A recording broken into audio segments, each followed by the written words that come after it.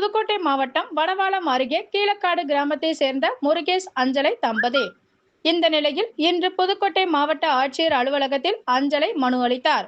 அதில் தனது கணவர் முருகேஷ் மதுவுக்கு அடிமையான நிலையில் அவருக்கு வடவாளம் பகுதியைச் சேர்ந்த அர்ஜுனன், புதுக்கோட்டையை சேர்ந்த பாலசுப்பிரமணியன் ஆகிய இருவரும் கொஞ்சம் கொஞ்சமாக பணத்தை கொடுத்து 30 லட்சம் மதிப்புள்ள சுமார் 40 சென்ட் இடத்தை எழுதி வாங்கியதாகவும், தனக்கு 2 குழந்தைகள் உள்ளதாகவும், இது குறித்து கேள்வி எழுப்பினால் சொத்துக்களை அபகரித்த நபர்களின் தூண்டுதலின் பேரில் கணவர் கொலை மிரட்டல் விடுப்பதாகவும், இது தொடர்பாக புகார் அளித்தால் கொலை செய்து விடுவதாக சொத்துக்களை அபகரித்தவர்கள் மிரட்டுவதாகவும் தெரிவித்துள்ளார்.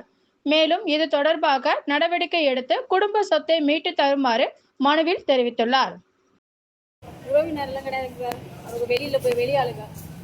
அர்ஜுன் மூலியமா இந்த பாலசுப்ரமணியங்கிற மூலியமா வந்து வாங்குறாரு சார். அவர் அதே மாதிரி கையாளு மீட் பேட்டிக்கு நான் போயிட்டு அதுக்கு ஜாமீன் என்ன அது ஒன்று கேட்ட முன்னுக்கு புறமாக பேசுகிறாரு. ஏதாவது கம்ப்ளைண்ட் கொடுத்தீங்கன்னா நாங்கள் ஆளை க்ளோஸ் பண்ணிக்குவோம், நீங்கள் எங்கேயோ நாள் போங்க, எங்களுக்கு எல்லா இடத்துலையும் ஆள் இருக்கு அப்படிங்கிறாரு சார். நாங்கள் என்ன பண்ணுறதுன்னு தெரியல. நீங்கள் தான் அதுக்கு புள்ளியாக காட்டணும். எடுங்க நீங்கள் எடுக்கிறத எடுங்க. மனுக்கு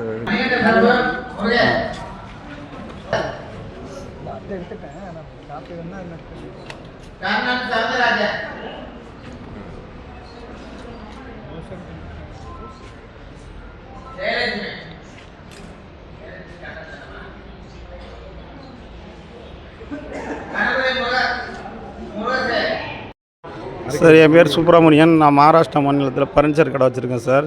எங்கள் ஊர் வந்து சொந்த ஊர் வந்து உச்சானி சார். இது என் தங்கச்சி வடவாளம், புதுக்கோட்டை மாவட்டம் வடவாளம் போஸ்ட்டு கீழக்காட்டில் வச்சுட்டு வர்றாங்க சார். உங்கள் வீட்டுக்காரருக்கு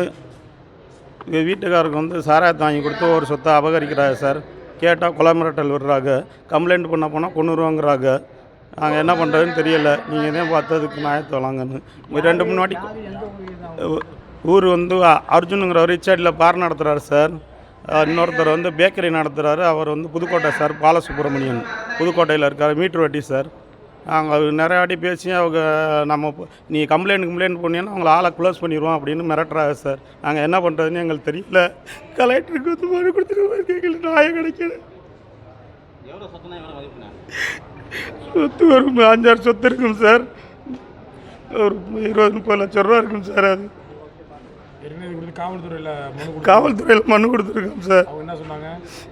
நடவடிக்கை எடுக்கிறேன்னா சார், என்ன நடவடிக்கை எடுக்கலை சார். 100க்கு பொண்ணு அடிச்சிருக்கேன் சார் நிறையா வாட்டி. இன்னும் யாரும் நடவடிக்கை எடுக்கலை சார்.